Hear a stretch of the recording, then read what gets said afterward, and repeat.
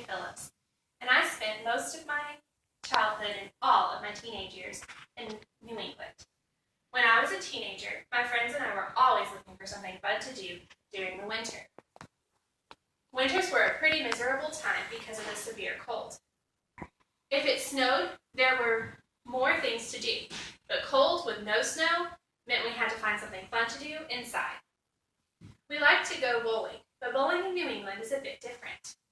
It is called Candlepin bowling and was by far our favorite sport. Some of you may be thinking, I've never heard of Candlepin bowling. In New England, Candlepin is a very popular sport, but when I moved to Texas, not many people knew what it was.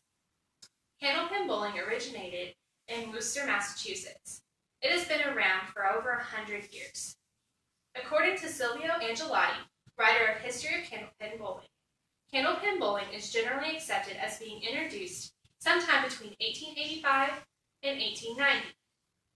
Angelotti suggests 3 men are accredited with the creating of Candlepin bowling: Justin P. White, Jack Monsey, and Jack Chaffee. Each one of them contributed to a different part. White started the whole initial idea of the game. He used broom handles and 3-inch smooth balls to play. The pin from far away looked like a candle, and that is where it got its name. Candlepin.com states Monsey is credited with standardizing the ball size to 4.5 inches, the same size in play today. Chaffee helped change the size of the pins. The pins and balls have varied throughout the years as more modern materials became available. The game itself has changed very little. The object of Candlepin bowling is to knock down as many pins as you can, rolling the ball down the lane, much like traditional bowling. The main differences are the shapes and sizes of the balls and pins. In Candlepin bowling, the pins are tall, slender on each end, while larger in the middle. Thus, from a distance, it has the shape of a candle. The ball is lighter weight and has no finger holes. Unlike traditional bowling, in Candlepin bowling, players can roll up to 3 times in one frame.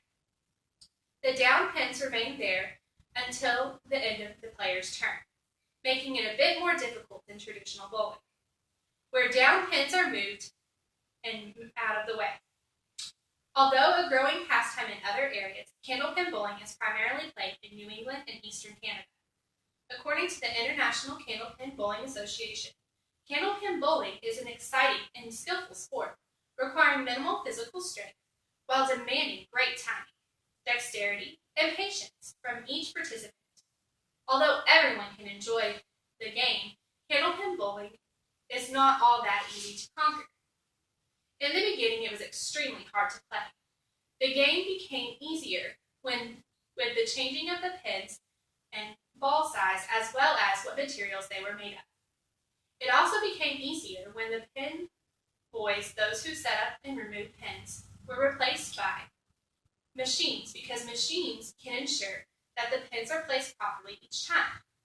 The International Candlepin Bowling Association states, Candlepin bowling is said to be one of the most challenging of all indoor sports. Candlepin.com informs us Candlepin bowling remains in existence today despite its difficulty because it is an ongoing challenge. No one, as of yet, has been able to score a perfect game of 300. The highest score to date for a female in a single frame is 207. The male highest score in a single frame is 245. As stated by the Massachusetts Bowling Association. This illustrates the difficulty of this pastime and the allure of being the first to score a perfect game. In New England and Eastern Canada, the most popular and challenging indoor pastime is Candlepin bowling. Although challenging, this game provides hours of fun and excitement. People of all ages can enjoy this game because the lightweight ball requires little physical strength. According to Angelotti, it is estimated that 1 out of every 3 persons takes part regularly in some form of bowling.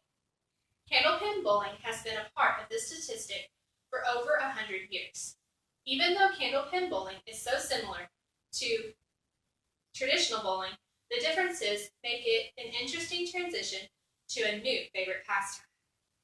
The challenge of no one achieving a perfect game will no doubt entice many bowling enthusiasts to attempt to conquer the game. Thank you.